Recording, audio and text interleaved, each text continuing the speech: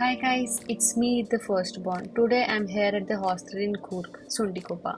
I originally booked a room here for 4 nights and 5 days, but due to some unfortunate events, I ended up staying for only one night and had to cancel the rest of my stay. I'll dive into those details after giving a quick room tour.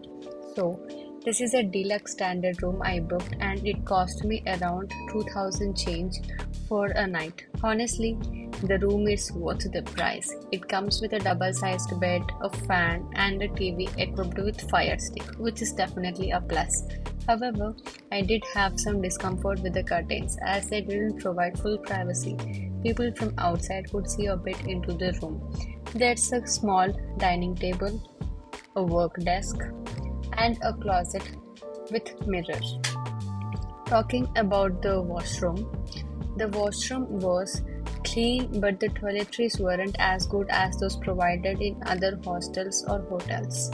Now, here's a look at the dorms. This is an 8-bed dorm, but they offer other dorm options as well. Now, let's talk about some of the issues I faced.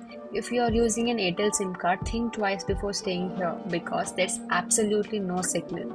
According to the hostel staff, only Jio has network coverage in this area. Since I use Airtel, I couldn't make calls or even receive messages on time.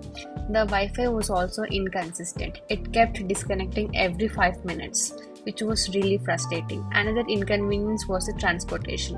If you are planning to rent a two-wheeler through the hostel, don't rely on them. They only have one scooter available for entire hostel. They don't have contacts for external rentals either. To make matters worse, there was road blockage during my stay, and vehicles couldn't reach the hostel. I had to carry my luggage all the way to the main road, which was a terrible experience. Also, if you are planning to stay here to meet new people and make friends, this might not be the best option. When I stayed here, there were only 3 to 4 guests in the entire hostel, so it felt quite empty. On a positive note, the cafeteria upstairs serves good homely food, so that's a plus. Overall, while this place itself is decent, the service didn't meet my expectations. I would give 4 on 10 based on my experience. Thanks for watching. Please like, share, comment if you have any questions about this place.